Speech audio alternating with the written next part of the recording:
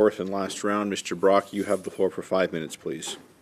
For the benefit of Canadians following this scandal, let's recap what's happening here. Diane Daly, a low-level, faithful public servant for almost 20 years with no administrative or discipline record, gets investigated, gets suspended because she does not pinpoint Utano and McDonald as being responsible for this $60 million boondoggle. And surprise, surprise, within weeks of her suspension, you get asked to take on more responsibility. Now, you say there's no extra pay with that, but it's a higher profile. And I'm sure you've been bonused. Have you been bonused, ma'am? Thank you very much for the question. No. And in fact, I have fewer employees in my new role. Thank you. Thank you. Mr. Schonenberg, you were responsible for signing off on an ATIP.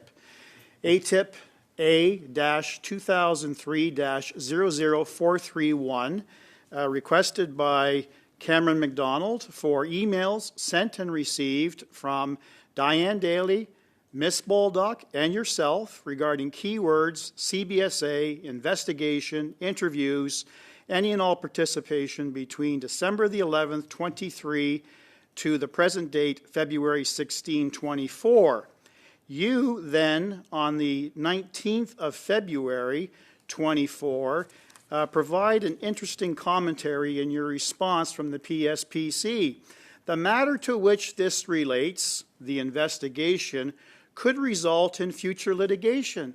So Mr. McDonald, through the legal channels of going through an ATIP, does not receive the information you request because you're protecting it. So I'm asking, why is the PSPC hiding documents that are legitimately being asked for, and who gave you that direction at PSPC? No one gave that direction. The recommendation form is exactly that, a recommendation form.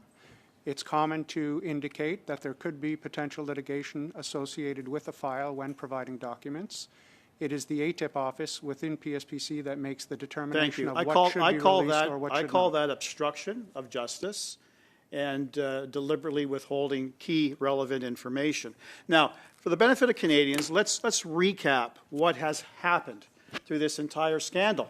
I know you're shaking your head because you don't agree with it, Ms. Boldock, but this is exactly what happens.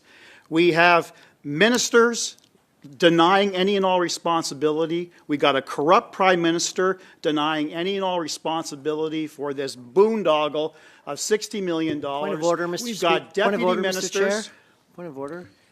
Yes, I know our honourable colleague was a former prosecutor. He knows using language like corruption is a criminal offence. There's been no criminal investigation to the Prime Minister. I would ask him to retract those comments. And if he wants to get into an investigation, Mr. we have two witnesses and get on with questions.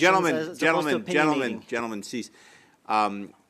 So, Mr. Duran, I do try to maintain decorum. I do also try to give members latitude. And when I hear words in this committee that are permitted in the chamber, I do let them go as kind of the reference point. So, Mr. Brock, you have, and that is by the chamber. I mean the House of Commons. Mr. Brock, you have the floor again. We have presidents, we have deputy ministers who have deliberately lied and obstructed our ability to get to the truth.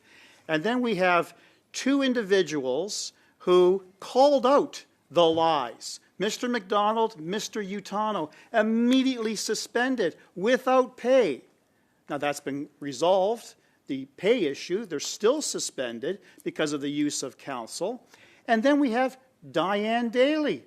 Again, does not corroborate or put in those missing pieces of the evidence that you refer to.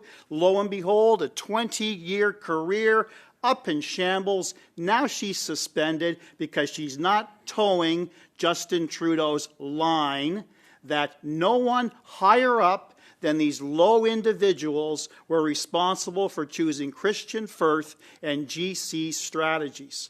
How many other individuals are going to face similar fate? No wonder no one wants to talk about the practices at CBSA. We heard from the CBSA union president who talked about a culture of corruption at the CBSA because people are afraid to talk out and call out the abuses of integrity.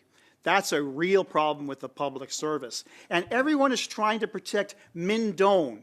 Mindone, who deleted 4 years' worth of emails, crucial emails, 20,000 emails. Was he suspended? No, he was not. He is on a leave. Everyone is trying to protect him. This is a massive cover-up, and this is inexcusable. Canadians are watching, and you two individuals are part of the cover-up. Thank you. Thank you very much, Attorney.